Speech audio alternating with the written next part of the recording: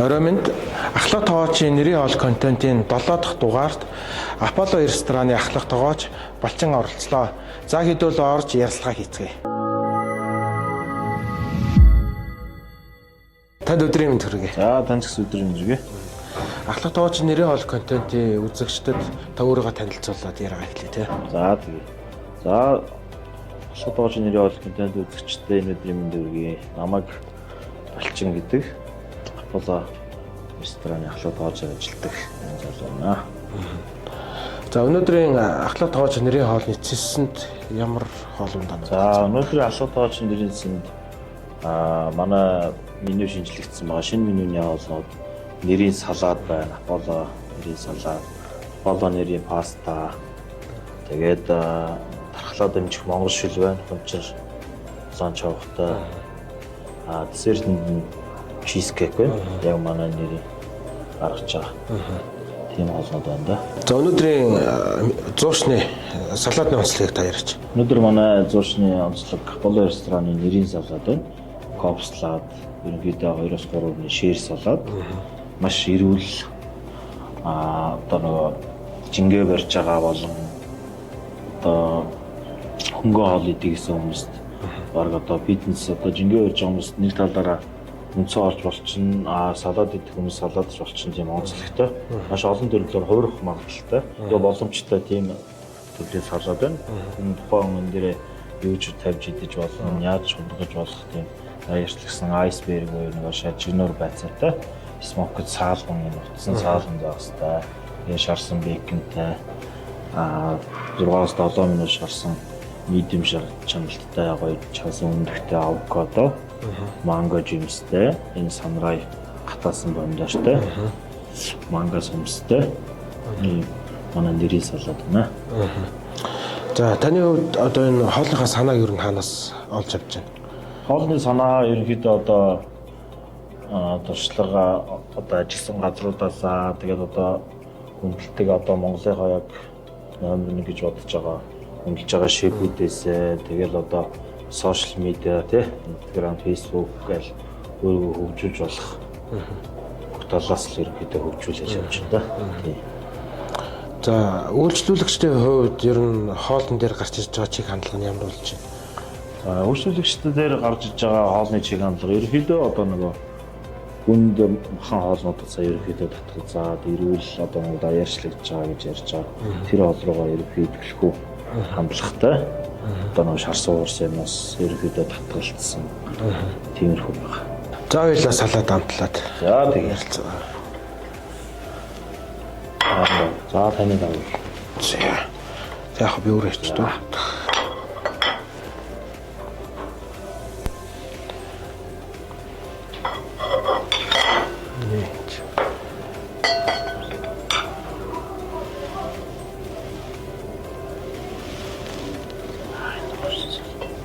Соустай.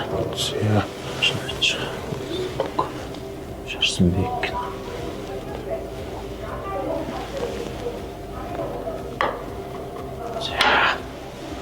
За өнөөдрийн шүлнийх онцлог байдлыг хоёлаа яриа тийм нэлээд онцлог байна шүү дээ. За өнөөдөр манай Аполло рестораны өнөөдрийн шүлэн маань ахлах тоогоочийн шүлэн маань хоньны шарсан хавьтай lamb chop steak шарсан хавьтай хончил улаан чав буюу гочтой улаан үзмтэй ясны дулууны ясны 2-3 цаг гаргаж авсан үндсэн шүлтэй тэгээ хоньны махтай амтал шарсан чөмөг байна. Чимчүүрийн соустай. За тэгээ шарсан бэнгийн хачиртай. Шүлнийх нь нэмэлт амтлагч болохоор Баянгар аймгийн Шинжи сүмд хийгддэг. Одоо нөгөө монголчуудын мэдгээр бол жинчин, халуун ногоотой, сармистай, сонгонтой, халуун жинжүүтэй дархлаа сэргээсэн маш гоё амт өгдөг. Амтлагчийг бидэд яг Баянгар аймгийн Шинжи сүмээс нь яг захиалж авдаг. Монгол шүлнүүдээр дагуулж өгдөг. Энэ шүлэн маань яг нөгөө тухайн газраа говь нутагтаа хийгдсэн.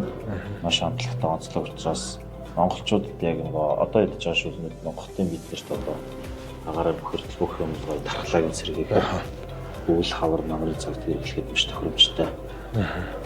Тийм амтлагчийг бас бидэд шүлэндээ онцлог болгож нэмэлтээр хэрэглэж байгаа. Тийм баталтай шүлэн да. Тэгээ онцлог шүү дээ тий. Ихэнхдээ бол бид нөгөө нэг импорт орж ирсэн юмнуудыг төлөвлөх ашиглаад идэв. Гэтэл яг шинэ жинсдгээ суманд хийсэн орон нутгаас ирсэн гэдэг нь бол нэлээд сонирхол татчихжээ тий. Би өөрөө нөгөө Баянгар аймгийн Онгоогод Баянгар хотод төвчсөн Баянгар политехник коллежийг Монгол Улсын мастер Сэрэнбага багшийн удирдлагын дөрсөөр төгссөн. Тэгээд Баянгар бүтээгдэхүүнээс яг Апполо ресторанынхаа Монгол хоолнд цогцохоор захиалж хэрэглэж байгаа.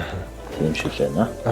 Энэ соус ер нь нөгөө тасрах магадлал нь хэрэг. Тасрах магадлал ер нь гайгүй байнгын гэдэг учраас гэдэг хадгалалт маш сайн даана. Хурдсан бодохгүй бэлтгэцээ учраас халуун чанарын учраас хурдан муудах магадлал нь байхгүй. Сэрүүн хийм температурт бол хадгалалт удаа учраас тэгээд захиалга юм тасралтгүй.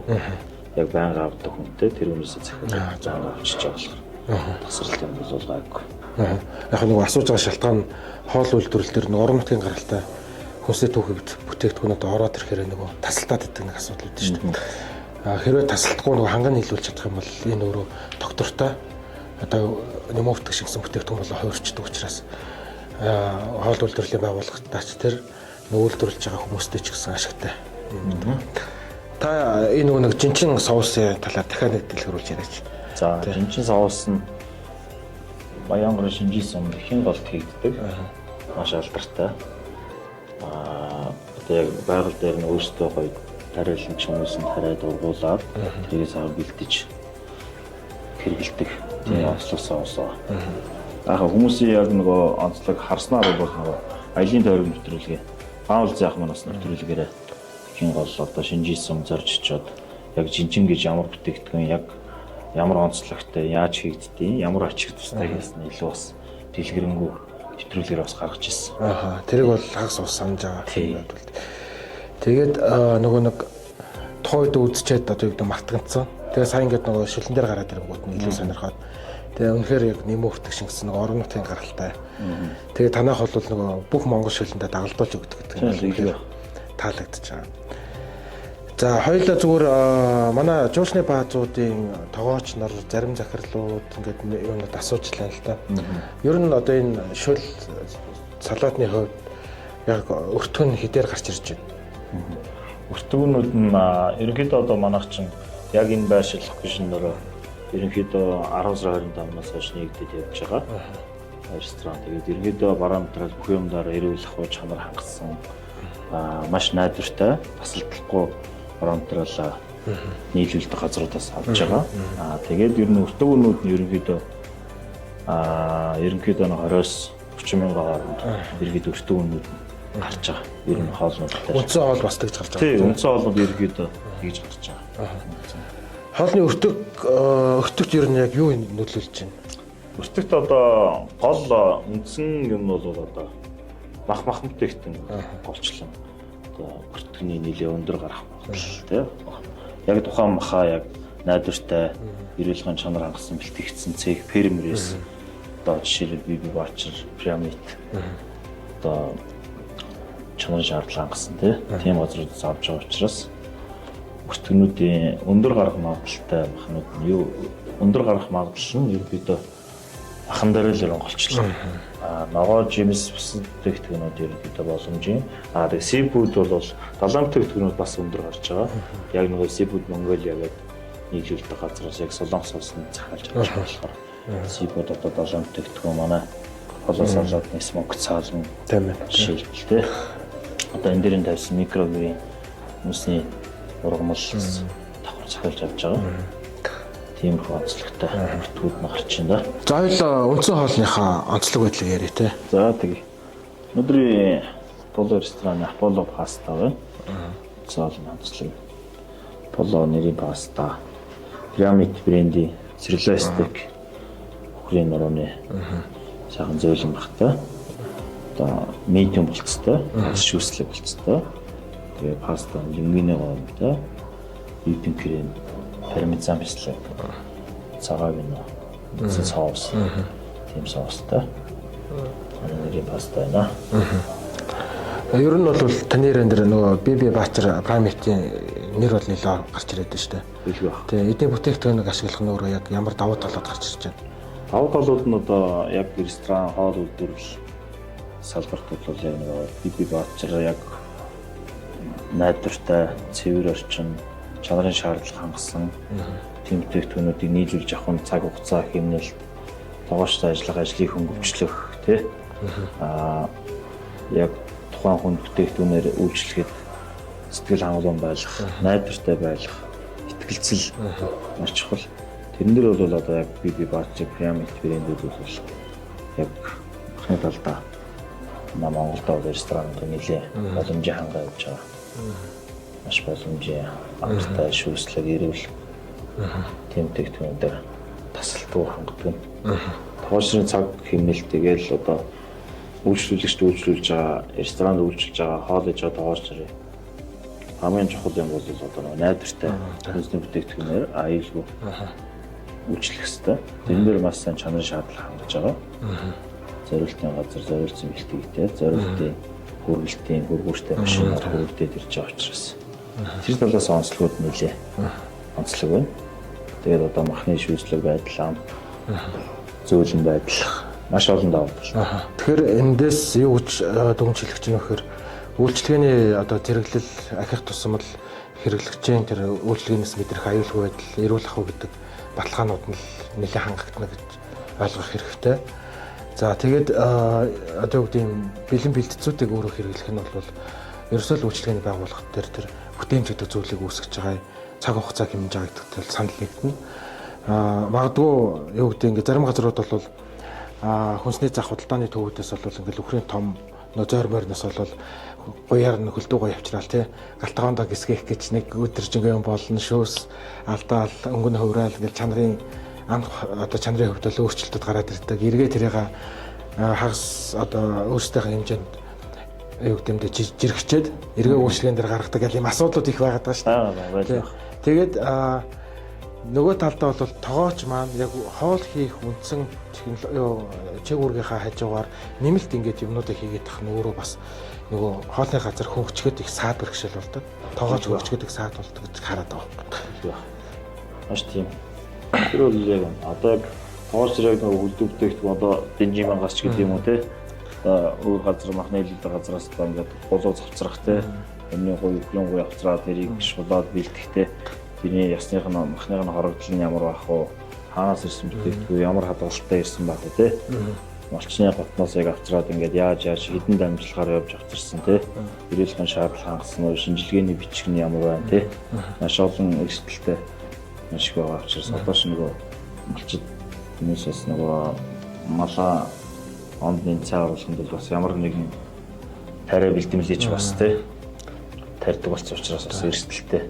Тийм учраас ерөнхийдөө яг аль биесны бэлтгэдэг газруудаас бэлтгэж авах нь итгэлцэл, төрийн шуурхай байдал, хоолны амт чанар эрүүлэх маш олон давуу тал байна.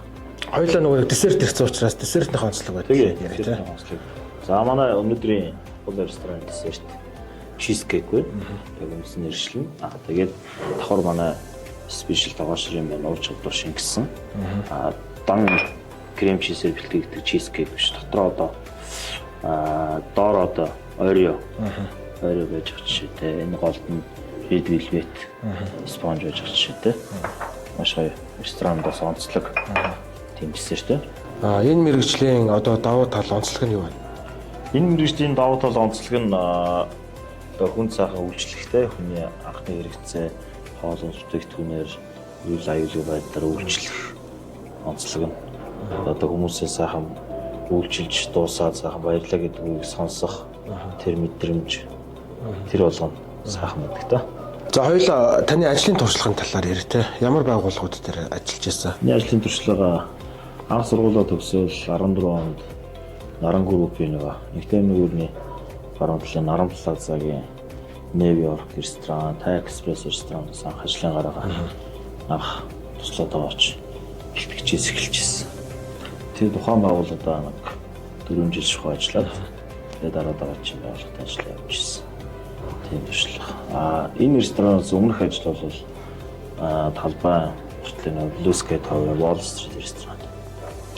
халуун гэрэл шийдэж ажиллаж байгаа. Тэгээ яг энэ чи 16-25-наас Apollo ресторан дээр халууд байгаа учраас ишлээ явж байна.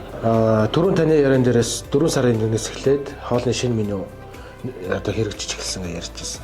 Тэгээ энэ удаагийн менюний гол одоо концепц нь юу вэ? За энэ удаагийн гол менюний концепц нь Монгол хоолн байгаа. Тэгээд пастанууд байна, рисоттонууд байгаа. Тэгээд суши рол, сушинууд оройдоо гарч байгаа, суши сетнүүд гарч байгаа.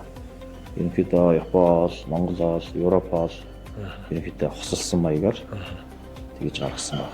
Таны хувьд ер нь олон улсын болоод үндэсний хэмжээний уралдаан тэмцээнд ер нь хэр ордог вэ? Орж исэн одоо гаргасан амжилтууд нь юу вэ? Ер нь тоогооч гэдэг мэргэжлийн гол бас нэг давуу тал, гоё мэдрэмж өгдөг, өөрийгөө үнэлдэг нэг зүйл бол яг энэ ур чадрын тэмцээнүүдэд орох шүү дээ, тий. Ерөнхийдөө өөрийн тодорхой хэмжээний тэмцээнүүд нэлээд оролцдог.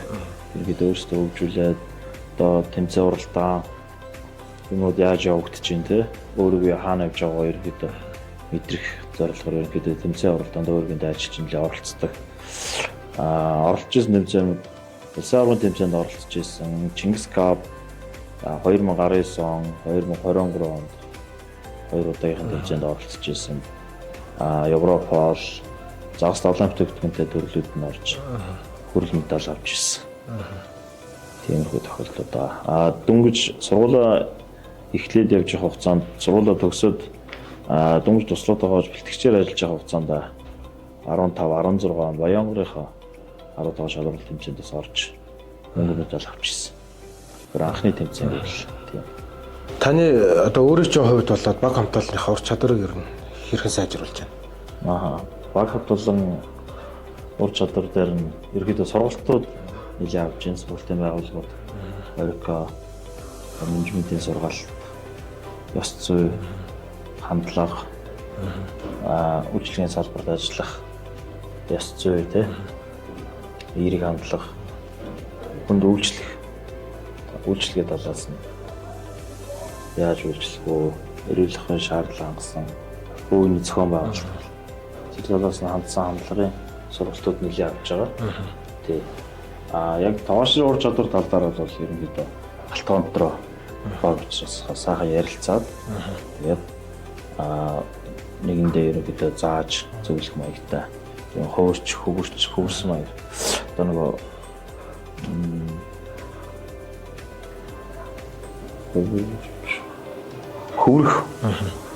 хөвөрч одоо нөгөө нэг тоож одоо салаатын тоож хүн салаатын дараа байхгүйгээр хөвөрсөн маягтай нэгэндээ заа туслаад хойроод ерөнхийдөө шинэ баг хамт олон суралцаал нэгэндээ боломж олцоод бүх туршлага тий сурсан мэдснээ хуваалцаад тэгээд явчихна да.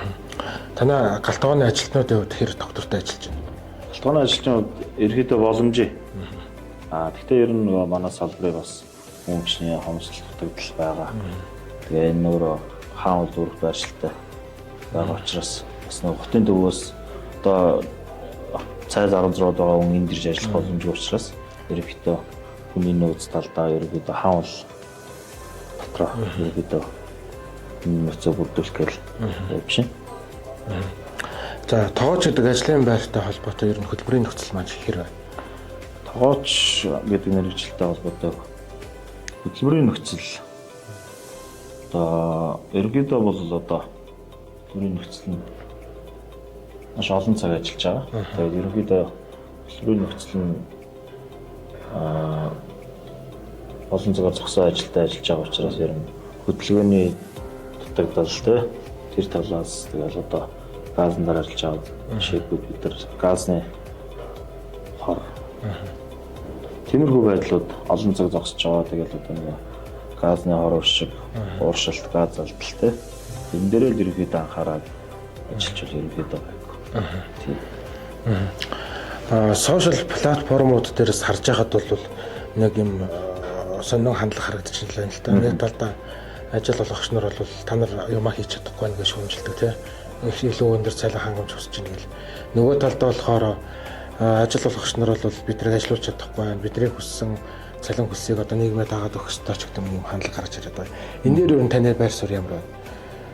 За энэ тал дээр байр суурь ерөнхийдөө анхаасаа байгууллага одоо тухайн ажилтан тухайн байгууллагад ажилд орохдоо хүний нөөцтэйгөө менежертэйгээ ажиллаж байгаа мессен дээр маш сайн ярилцаад, сайн тохиролцоод тэгэд орчуул их боломж юм шиг санагддаг. Анхаасаа нэг сайн ярилцаж тохиролцоог ороод одоо тоогооч аван зөөгч аван гэсэн зараар орчдөг тий.